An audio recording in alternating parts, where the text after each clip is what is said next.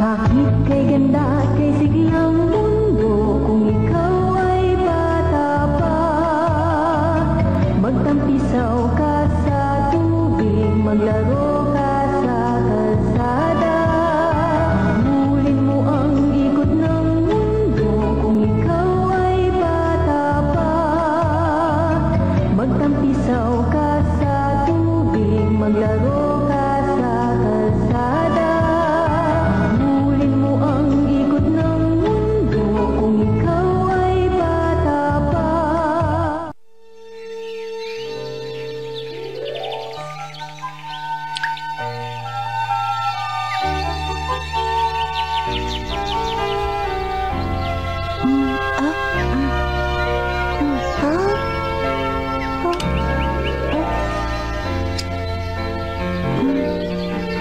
Ayan! Tapos na!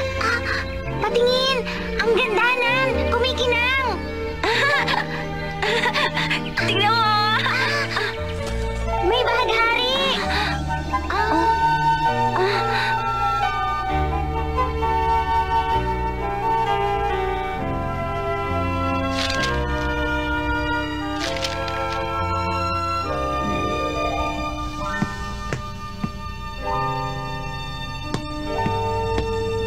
Ang sipag mo naman yata mag-aral ngayon, ha, Franz? Talagang pinagbubuti niya ang kanyang pag-aaral dahil gusto niyang makatapos ng kurso sa kolehiyo. Mag-aaral ka sa kolehiyo? Oo. Gusto ko na nga sa darating na bakasyon. Franz, sigurado ka? Sana matuloy! Gusto mo naman talagang maging guro balang araw. Totoo yon, Demi. Matagal ko nang pinag-isipan ng tungkol dyan kahit noon pa. Sa tingin ko, panahon na talaga para lumawas ako ng syudad at subukan ang aking kapalaran doon. Sisikapin kong maging isang mabuting guro at saka ako babalik dito. Yun din ang gusto ko. Mula nang yumao ang aking ama, sinikap ko rin humanap ng magandang trabaho. Ikaw rin, Demi? Gusto kong kumita ng sarili kong pera para matulungan ko naman ang aking ina sa paghahanap buhay. At para na rin sa aking mga kapatid. Maganda yan. Enjoy watching bitstv.com. Masaya naman tayo dito sa Plumfield. Kaya lang, hindi rin tayo maaring umasa kina Ginoo at Ginang Byra sa habang panahon.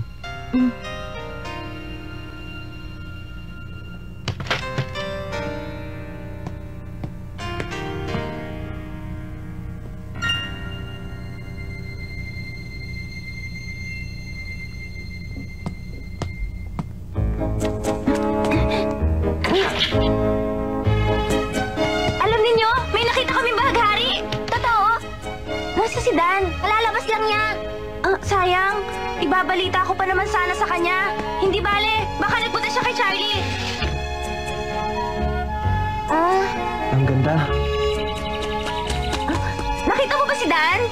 Namasyal sila ni Charlie sa Burol. Salamat! Susundan ko sila.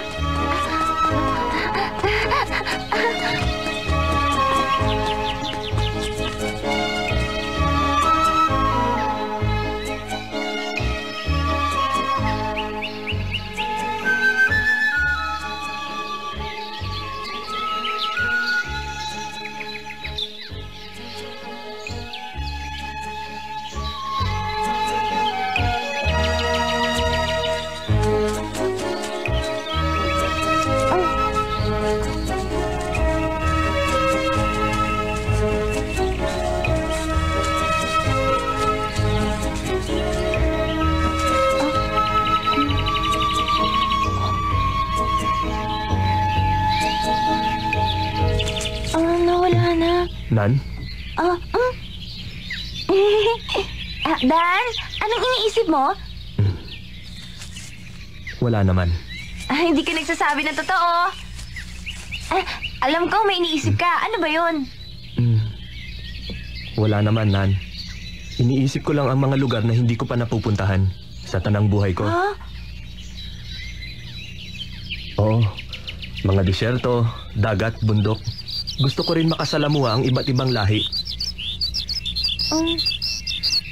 Bakit naman gusto mo silang puntahan? Dahil ba sa ayaw mo na rito? Hindi naman sa ganoon. Hindi ako maaring manatili sa isang lugar sa mahabang panahon. Hindi naman tayo maaring magtagal dito, hindi ba? Lahat tayo ay tatanda, kaya darating ang oras na kailangan nating lisanin ang puok na ito. Hanapin ang kapalaran. Marahil. Wala pa kasi sa isip ko yun.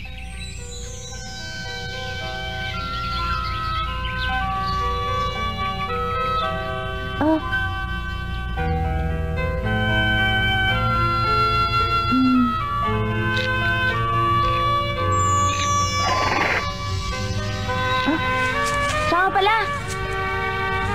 Dan, akin ang kamay mo. Bakit? Kanino ito? Galing yan sa balahibo ni Charlie. Ngayon, ipangako mo sa akin na hindi ka alis dito. Sumumpa ka sa harap ko. Hindi na kita kakausapin kung hindi ka mangangako at susumpa.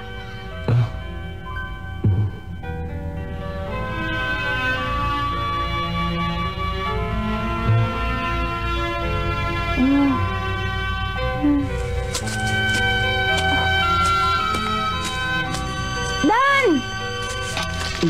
Sandali! Gusto ni Charlie, mamasyal pa kami sa ibang lugar. Dan!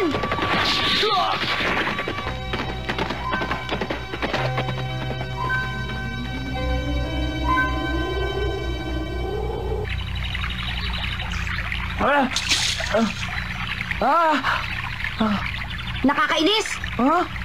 Talagang nakakainis! Nakakainis si Dan! Tama na, Nan. Lumalayo tuloy yung mga isda. Bakit pa kasi siya aalis dito? Hindi ko talaga siya kakausapin. Makikita niya. Talagang hindi. Galit ako sa kanya.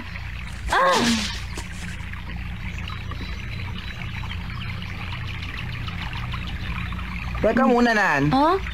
Gusto mong maging manggagamot, hindi ba? Oo.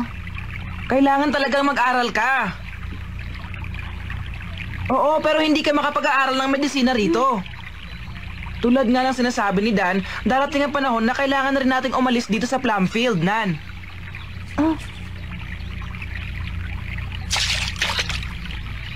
Alam ko naman yun. Pero hindi pa naman agad ngayon yun. Bakit? Maaari mo pa naman pilitin si Dan na huwag umalis dito sa ating paaralan, Nan. Tommy? Ako, maaari pa akong magtagal dito sa Plumfield dahil gusto ko pa rito.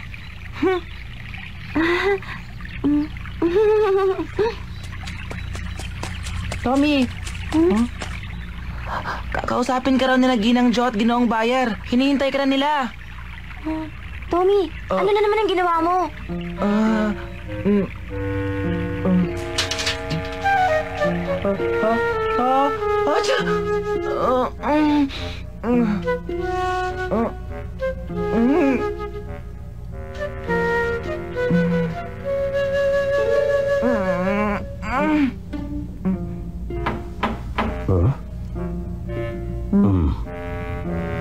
Tuloy?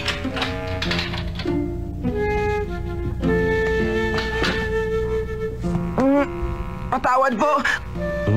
Kasalanan ko po. Nabasag ko po ang florera ninyo. Talaga po sanang sasabihin ko sa inyo yon pero hindi po ako nagkaroon ng pagkakataon. Patawad!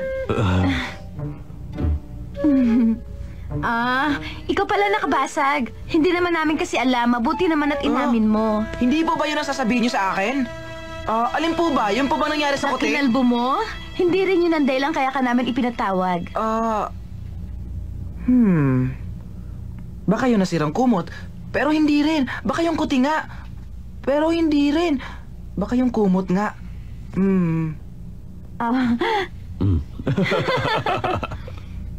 Gusto ka naming makausap tungkol sa isang mahalagang bagay. Nagkita kami ng iyong ama kahapon. Po? Tommy, panahon na para sabihin namin sa'yo ito. Mahalaga ito para sa kinabukasan mo.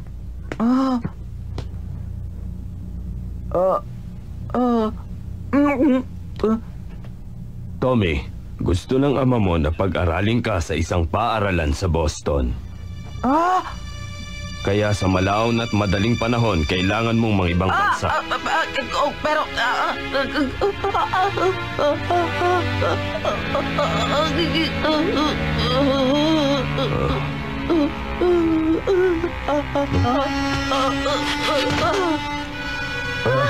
Tommy! Tommy, bakit? Ano nangyari sa'yo? Tommy! Tommy! Tommy? Tommy? Tommy! Tommy! Tommy?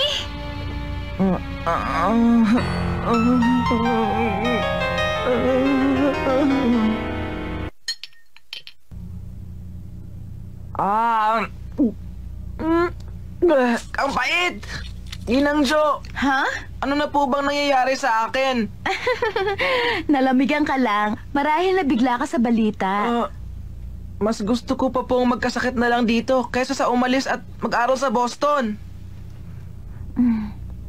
Tommy, kasi ang gusto ng tatay mo, ikaw ang mamahala ng negosyo ninyo pagdating ng araw. Malaki ang maitutulong mo kung kukuha ka ng kurso tungkol sa pagiging negosyante doon sa pamantasan ng Boston. Pero Ginang Jo, ayoko pa rin pong iwan ng Plumfield. Tommy, Enjoy watching BitsTV.com. kailangan mo na magpahinga. Saka mo na lamang pag-isipan ang bagay nito kapag mabuti na ang pakiramdam mo. Ginang Jo, Bakit, Tommy? maaari po bang wag na lang pong banggitin sa kanila ang tungkol sa aking pag-aaral? Maaasahan mo.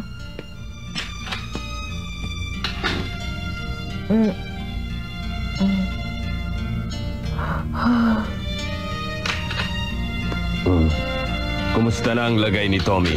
Mabuti naman ang kanyang kalagayan. Kaya lang, mukhang mahihirapan tayong kumbinsin siya. Talagang ayaw niyang lisanin itong Plumfield. Saka na lang natin siya kausapin muli pag bumuti na ang kanyang kalagayan.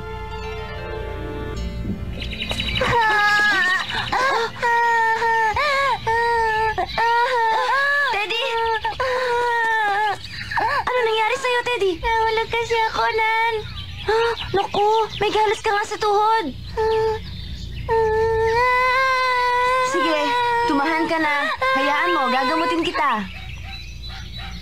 Oh, ayan. Tapos na. Salamat, Nan. Walang anuman yon. Magiging nagpara ka ba? Oh? Oo, pero hindi pa sa ngayon. Matatagalan pa. Gusto ni Franz na maging uni. Ano? Uni? Yun bang tulad sa pangalan ng universidad? Yun ba ang ibig mo sabihin sa akin? Mag-aaral daw siya sa universidad. Oh, sabi pa, luluwas daw siya sa lungsod. Oh? Pupunta siya sa lungsod at magiging isang guro.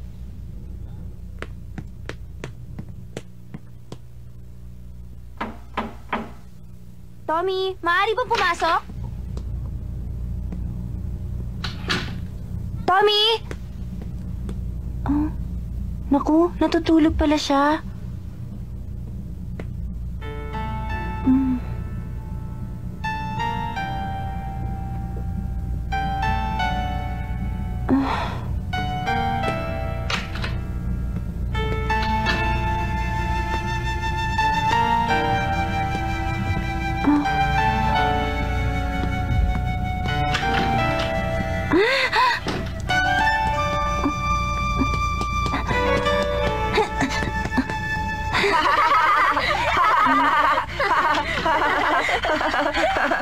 Sa katatakbo ni Charlie, napunit tuloy tong damit ni Dan. Nakakatuwa talaga. Mahilig kasi makipaglaro si Charlie. Naglalaro lang siya pero nararamdaman mo kung gaano siya kalakas.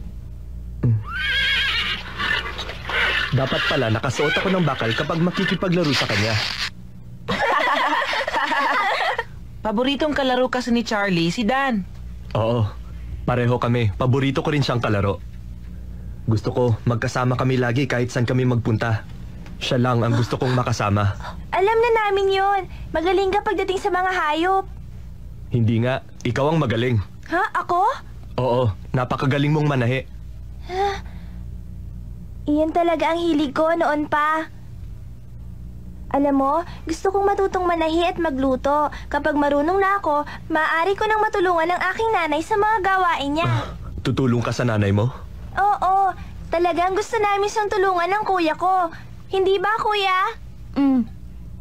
Tama siya, Dan. Ayaw naming mamuhay ng mag-isa ang aming nanay. Gusto ko, paglaki ko, tutulungan namin siya hanggang sa pagtanda niya.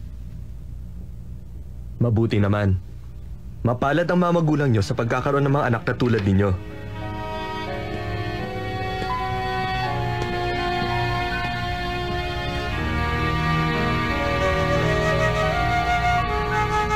Nan! Ha? Bakit, Nan? May problema ka ba? Napagalitan ka na naman ba ni Ginang Jo? Siguro may ginawa ka na naman. Tumigil ka nga! Oh, mukhang mainit ang ulo niya. Oo nga.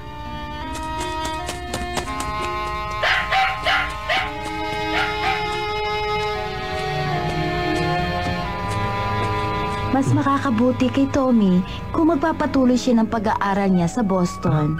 Sa palagay ko nga, isa-isa na silang napapawalay sa atin para harapin ang sarili nilang kinabukasan. Alam naman natin na darating ito, kaya nga sinikap nating maghanda sa ganitong pagkakataon. Oo nga. Ngayon pa lang sila matututong tumayo sa sarili nilang mga paa at mamumuhay na mag-isa. Alam kong makakaya nilang gawin yon dahil inihanda natin sila sa ganitong pangyayari. Oo.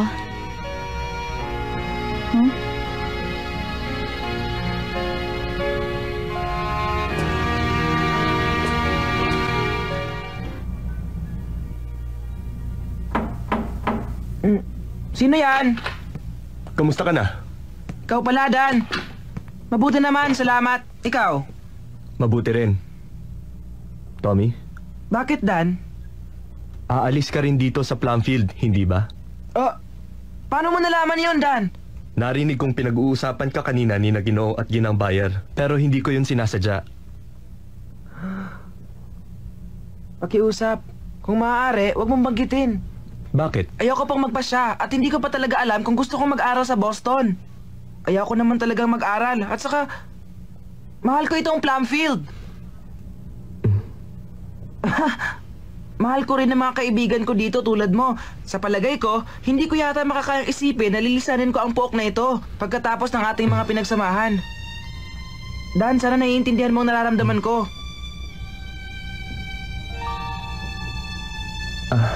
Oo, nauunawaan ko. Maraming salamat.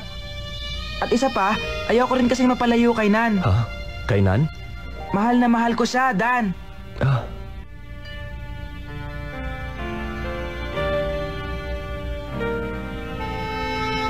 Lahat tayo tatanda. Hindi tayo maaring manatili dito ng habang panahon. Darating ang oras na lilisanin natin ang pook na ito. Hindi ka makakapagtapos ng medisina dito sa Plumfield, Nan.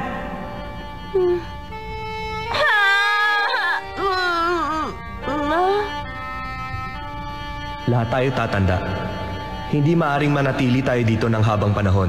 Lilisanin din natin ang pook na ito. Enjoy watching bitstv.com.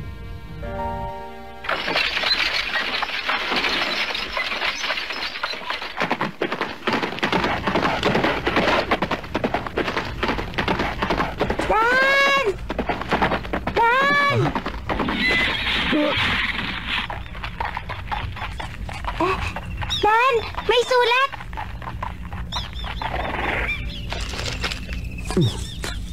Eto, Salamat. Ginoong Page. Kumusta ka na, Dan? Sumulat ako sa'yo dahil gusto ko sanang isama ka sa nalalapit kong paglalakbay. Naimbitahan akong gumawa ng isang pananaliksik sa Brazil. Sa Brazil? Mahalaga ang paglalakbay na ito para sa isang pananaliksik na isinasagawa ko tungkol sa mga insekto at kulisap. Nakahandang gumastos ang kumpanya para dito, kaya wala tayong dapat alalahanin tungkol dito. Sana'y makasama ka sa akin. Alam kong isang magandang pagkakataon ito para sa iyo dahil marami kang matututuhan. Isasangguni ko kina Ginang Jo at Ginoong Bayer ang tungkol sa bagay na ito. Hihintayin ko ang iyong magandang kasagutan sa aking paanyaya.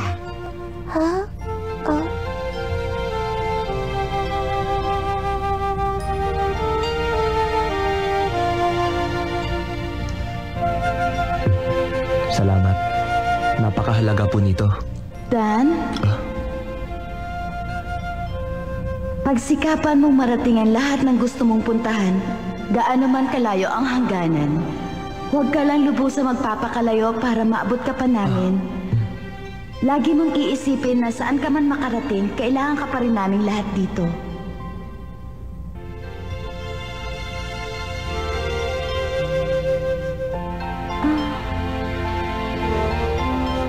Ipangako mo, hindi ka aalis sa Plumfield.